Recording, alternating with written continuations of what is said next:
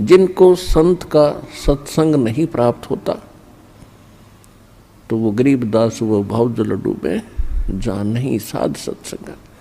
तो आप जी के ऊपर कितनी कृपा उस परम पिता की, और आप कितने कृपा पात्र उस भगवान के। सभी बहन बेटी भाई बुजुर्ग बालक बच्चे,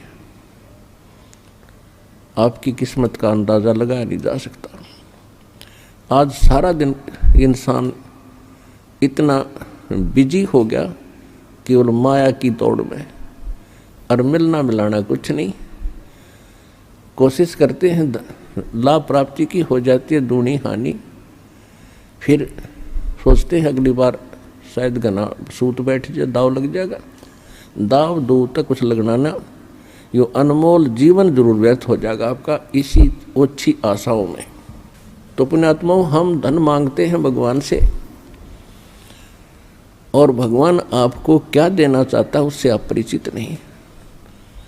परमात्मा आपको यहाँ से मुक्ति देना चाहते हैं। 3 लोक का राज जीव को जय कोई दे, लाख बधाई क्या करे जय नहीं नाम से ने।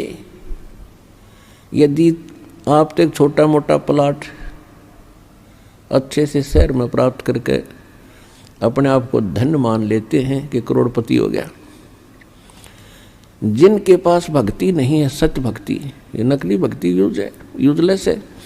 जिनके पास सत्य भक्ति नहीं है, उसको चाहे और भक्ति बिल्कुल ना करता हो या सत्य भक्ति ना हो, उसको चाहे 3 लोक, पूरी पृथ्वी, पूरा स्वर्ग और पाताल, इन तीनों लोक का भी राज दे दे, और उसको क्या बधाई दे रहे हो। यदि वो भक्ति नहीं कर रहा है तो माइनस व्यक्ति है, -0, उसका भविष्य बिल्कुल व्यर्थ है। और फिर इसके विपरीत परमात्मा बताते हैं, राम रटत दारिद्र भलो, दारिद्र माने निर्धन, राम रटत निर्धन भलो, चाहे टूटी घर की छान, वो कंचन महल किस काम के, जहाँ भक्ति नहीं भगवान। जहाँ पर परमात्मा की भक्ति नहीं है, कहते वो सुंदर महल भी व्यर्थ है, और एक निर्धन व्यक्ति और सत भक्ति कर रहा है, चाहे वो इतना निर्धन है कि उसकी झोंपड़ी की छत भी टूट रही हो, झोंपड़ी में की छत भी टूट गई हो, और राम रटता हो, वो उस 3 लोक के मालिक से भी परमात्मा की दृष्टि में ज़्यादा महत्वशाली है, महत्वपूर्ण है, ज़्यादा प्रिय है, वैल्यूएबल है। अब क्या बताते हैं, कबीर सब जग निर्धना, धनवंता ना कोई, धनवंता सो जानियो, जिस पर राम नाम धन हो। अब कौन से राम का धन, वो कौन सा है राम नाम, ये आपको कल के सत्संग में बड़ी डिटेल से बताया था।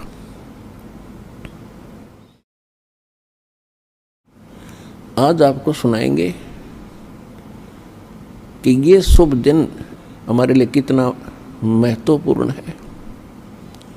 यदि परमात्मा ना आते, अपनी प्यारी आत्मा गरीबदास जी को ये ज्ञान ना सुनाते और अपना प्रत्यक्षदर्शी ना बनाते, तो आज हम कैसे निर्णय करते कि हु इज गॉड, कौन है परमात्मा, और उसकी कौन सी भक्ति है सही।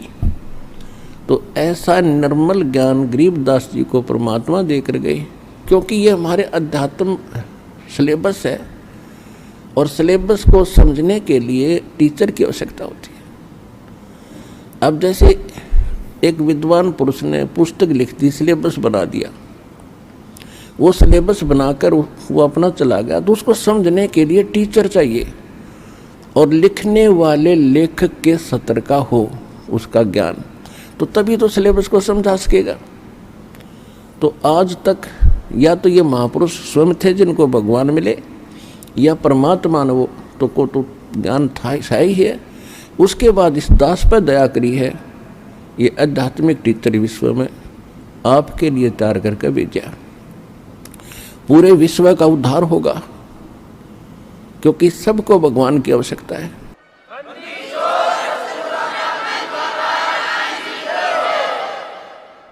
अब हम हिंदू किस लिए कहलाए? परमात्मा की भक्ति के लिए हमने एक न्यारा नाम रखना पड़ा हिंदू। और ईसाई किस आधार से बने? ईसा जी एक धार्मिक व्यक्ति थे और उन्होंने जो अध्यात्म लेक्चर दिए, ज्ञान दिया, उसके आधार से अन्य साधनाएं छोड़कर उसके अनुयायी बन गए।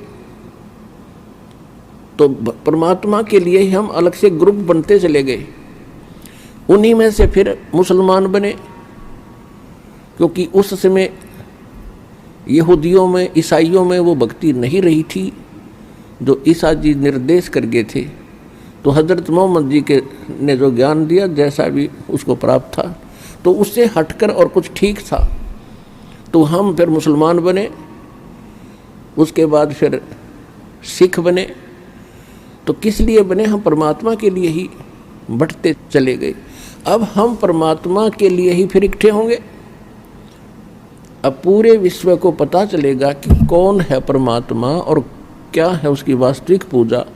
तो सबको भगवान की आवश्यकता है।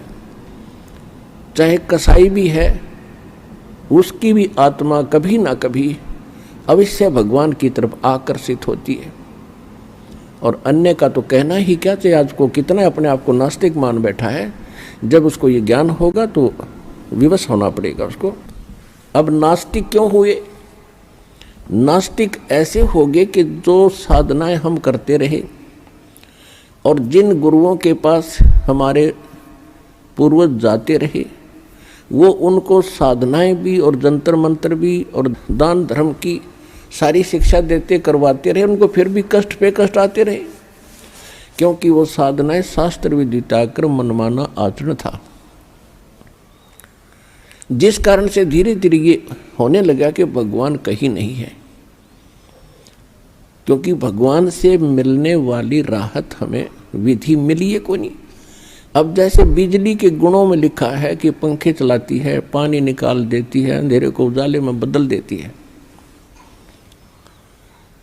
और जिस किसी ने कनेक्शन गलत ले रखा हो, किसी नकली फिटिंग भी करवा रखी है, सभी पंखे और ट्यूब भी लगा रखी है, और कनेक्शन दे रखा है वो पीछे कनेक्टेड नहीं है, जिससे वो पावर हाउस मान के जहाँ से कनेक्शन ले रखा है उसका आगे कनेक्शन नहीं है, वो नकली पावर हाउस है। उससे कनेक्शन लेकर के वो गुण प्राप्त नहीं किए जा सकते जो बिजली के अंदर हैं। तो जिस कारण से सब ने अपनी फिटिंग फैटिंग पाड़ दी, अब कोई फायदा नहीं, ये सब बकवास है। तो बिजली के गुण तो उस दिन भी वही थे, आज भी वही है, और इसी प्रकार परमात्मा के गुण पहले भी वही थे, आज भी वही हैं। ये जितने भी संत वर्तमान के हैं, इनके पास वो कनेक्शन नहीं है, उस परमात्मा से कनेक्टेड नहीं है, उस परमात्मा की पावर उनके पास नहीं है। एक संत जो है चलता फिरता पावर हाउस होता है, और पावर हाउस के अंदर थर्मल प्लांट से कनेक्शन होता है। तो उस पावर हाउस से जो कनेक्शन लेता है तो सब के वो काम बिजली करती है, यदि वो रेगुलर उनका बिल भरता रहेगा, जो बिजली के गुणों में हम सुना करते थे।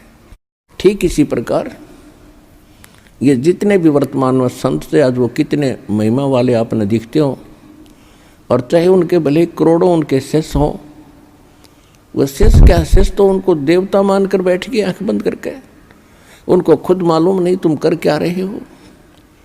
तो उनके पास वो कनेक्शन नहीं है थर्मल प्लांट से, यानी पूर्ण परमात्मा से, जिस कारण से सभी वो साधना भी करते दिखते हैं पर लाभ कति नहीं। आप यहाँ भक्तों का अनुभव सुनते हो, वो रोते हैं कि 30 वर्ष खो दिए राधा स्वामी में, कोई कहता 20 वर्ष खो दिए निरंकारी में, कोई कहता 25 वर्ष खो दिए धन धन सतगुरु में, सब कुछ लुट पिट गया। अब अकल ठिकाना आई उनकी, फिर यो ज्ञान सुना, और फिर यहाँ आने के बाद उनको क्या क्या लाभ हो रहे हैं। वहाँ कनेक्शन नहीं था, यहाँ उस थर्मल प्लांट से उस पूर्ण परमात्मा से इस दास के पास कनेक्शन है। चलता फिरता पावर हाउस है संत रामपाल।